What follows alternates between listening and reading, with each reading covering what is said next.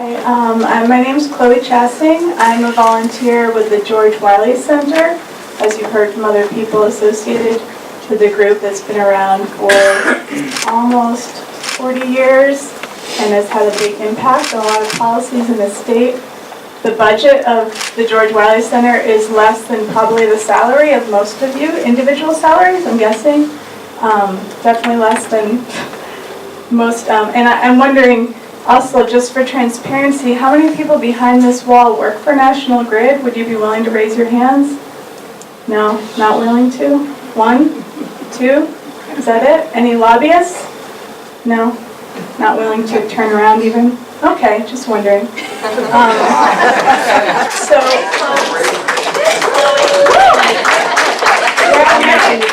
Well, many of you, I'm sure, were enjoying the summer, going on vacations, going to your second homes, going on your boats.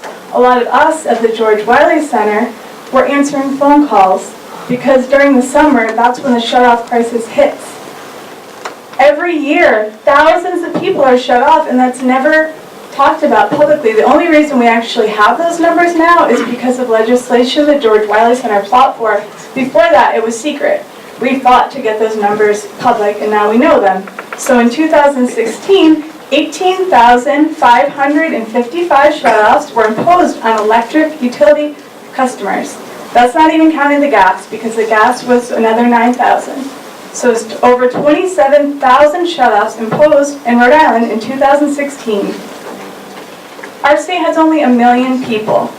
Anyone who hears those numbers and isn't shocked should be ashamed of themselves. And any policy and any decisions going forward should be benchmarked against lowering those numbers, not against increasing National Grid's profit, which is what's been happening year after year. In 2016, their profit went up, and their profit was over $4 billion. Over $4 billion.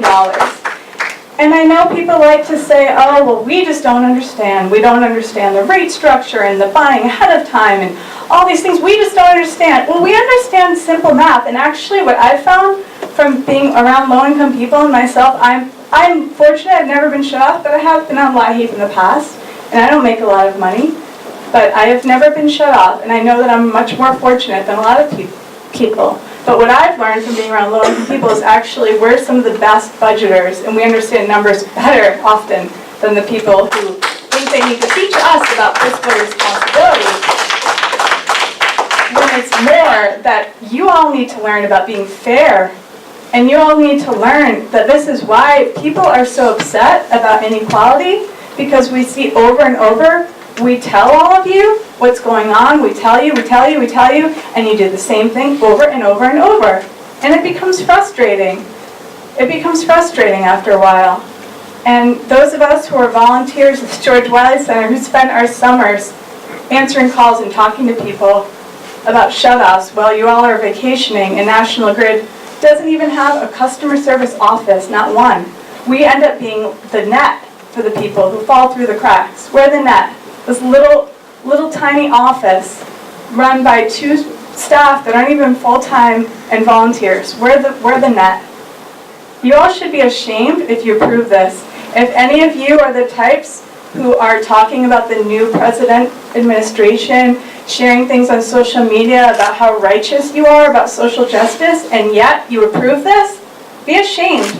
Go to dinner and tell your friends, I approve this rate hike and 18,000 people are getting shut off. Be real.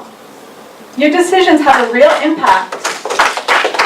You can't say that you're for social justice. You can't say that you're for women's rights, for racial equality, if you make these decisions that disproportionately affect women, people of color, low-income people, disabled people, and other people that already are facing too much of a burden. You all should be grateful for your privilege and use your privilege to make the right decision.